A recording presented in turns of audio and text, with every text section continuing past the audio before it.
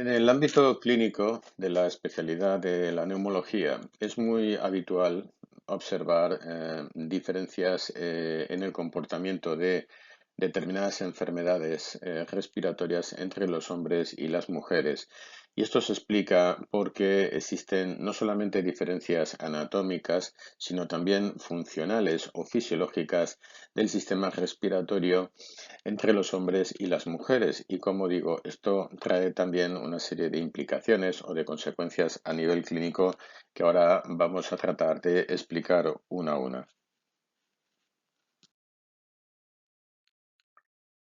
El sexo biológico, más allá de lo que es el tamaño o el volumen corporal, también genera diferencias sustanciales a nivel de la estructura y del funcionamiento del sistema respiratorio.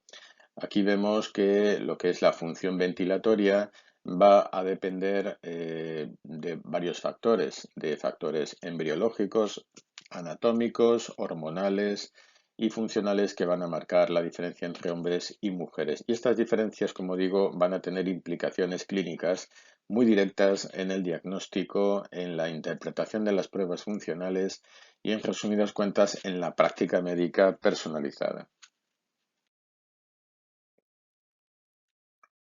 Desde el tercer trimestre de la gestación ya empezamos a observar estas diferencias, sobre todo en los fetos femeninos, que van a producir mayor cantidad de surfactante pulmonar, un elemento básico y fundamental para mantener estable el diámetro del alvéolo pulmonar y que no se colapse. Y además, los fetos femeninos van a tener una mejor maduración pulmonar. Esto explica por qué ante una misma situación de una edad gestacional, las niñas prematuras tienen mejor pronóstico respiratorio que los niños y menos probabilidades, por ejemplo, de tener un síndrome de distrés respiratorio. A nivel de cavidades nasales, vemos que los hombres presentan cavidades más grandes y profundas y pisos nasales más largos y altos. Y esto se asocia a una menor resistencia nasal, a un mayor flujo inspiratorio nasal y probablemente esto va a traducirse en diferencias en el control de la ventilación, tanto en reposo como durante el sueño entre hombres y mujeres. A nivel de la faringe, vemos que en los hombres existe un mayor diámetro de la misma, pero acumula más grasa circunferencial que las mujeres. Y esto explica por qué los hombres tienen mayor tendencia al colapso de la faringe durante el sueño, lo que les predispone a padecer síndrome de apnea obstructiva de sueño. Y en cambio, las mujeres teniendo menos diámetro de la faringe, tienen menor volumen de grasa. Aunque la glotis muestra un comportamiento muy similar entre ambos sexos, en el caso de los hombres sí que se aprecia que el cierre de la glotis o de la laringe es más completo pero más breve. La laringe masculina también crece más durante la pubertad, lo que determina que los jóvenes tengan una voz más grave que las mujeres y una mayor prominencia del cartílago tiroideo, lo que conocemos vulgarmente como la nuez. El área de sección transversal o diámetro de la tráquea es un casi 30% mayor en los hombres que en las mujeres. Esto implica que el flujo de aire que pasa a través de la misma es mayor.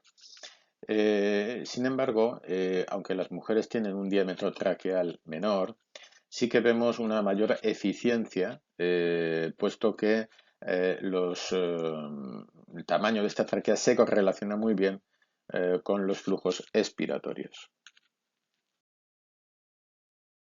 La disinapsis es un concepto que se define como el desacoplamiento entre el tamaño del pulmón y el calibre de las vías aéreas. En las mujeres, las vías aéreas son proporcionalmente más pequeñas para un mismo volumen pulmonar, lo cual genera un aumento de la resistencia al paso del aire. Y esta condición se traduce en que existe una mayor prevalencia de limitación al flujo de aire, sobre todo en la expiración, y una menor eficiencia ventilatoria. Este es un concepto clave pues, para entender por qué las mujeres presentan más sensación de dificultad respiratoria ante esfuerzos comparables entre hombres y mujeres. Las mujeres tienen una caja torácica anatómicamente más redondeada, con un mayor diámetro anteroposterior, con un mayor volumen.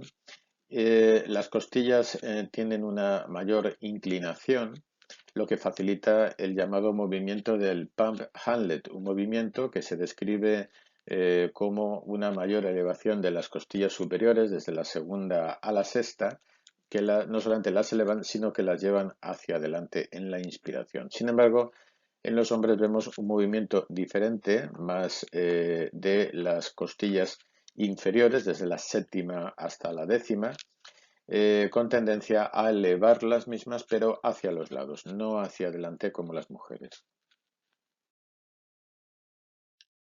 En el caso del diafragma, vemos que en las mujeres es más corto y presenta una menor zona de inserción en la pared torácica. Y esto implica una menor generación de presión sobre el diafragma, lo cual es compensado con una mayor participación de los músculos de las costillas.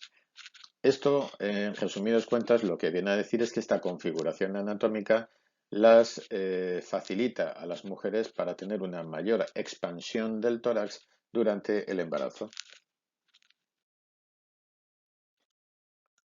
En cuanto al comportamiento de la vía respiratoria en situaciones de reposo, se observa que los hombres manejan mayores volúmenes de aire, flujos de aire con menos resistencia en la vía aérea, y las mujeres tienen un patrón respiratorio más costal, mueven más las costillas, asociado a lo que hemos comentado anteriormente de su configuración anatómica de la caja torácica.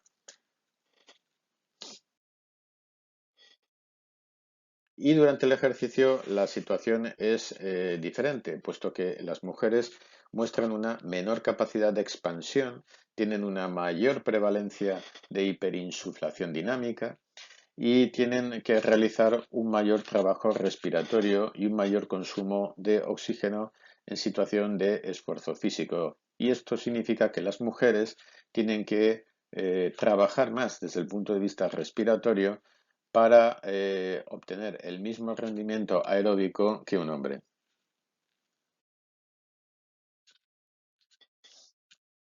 Las diferencias anatómicas que hemos explicado tienen efectos fisiopatológicos, es decir, pueden traer consecuencias a nivel también de determinadas enfermedades.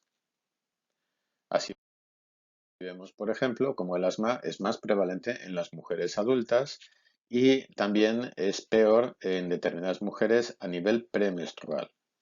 La EPOC suele ser en las mujeres de aparición más precoz y más grave y menos vinculado al consumo de tabaco que los hombres. El síndrome de apnea de sueño es más predominante en los hombres y, sin embargo, se igualan las diferencias con respecto a las mujeres cuando éstas ya entran en la posmenopausia. El cáncer de pulmón es más frecuente en las mujeres no fumadoras, probablemente debido a factores hormonales más que al tabaquismo. Y la hipertensión pulmonar es hasta 4 veces más frecuente en mujeres jóvenes. Y otras enfermedades, como por ejemplo la fibrosis pulmonar, es una enfermedad más prevalente a día de hoy en los hombres que en las mujeres. Las hormonas sexuales, como la progesterona y los estrógenos, participan en la regulación de la ventilación, en el tono faríngeo, en la sensibilidad al dióxido de carbono y, por lo tanto, en el control de la respiración a nivel central, es decir, a nivel cerebral. Sabemos que la menopausia, el embarazo y la toma de anticonceptivos también pueden modificar la función respiratoria. Y también la distribución grasa que tienen anatómicamente las mujeres, influida por estas hormonas, afecta a la mecánica ventilatoria. Por lo tanto, vemos cómo las hormonas sexuales femeninas pueden marcar notables diferencias funcionales respiratorias con respecto a los hombres. Por tanto, y a modo de conclusión, decir que las diferencias que se observan en la función respiratoria en los hombres y en las mujeres no se explican únicamente por el hecho de tener un sexo, eh, que sabemos que esto condiciona naturalmente el desarrollo corporal, la distribución y la respuesta hormonal, y que estos factores deben tenerse en cuenta en la práctica clínica habitual y que el diagnóstico y el tratamiento de las enfermedades respiratorias en las mujeres probablemente necesita una mayor personalización que con respecto a los hombres. Muchas gracias.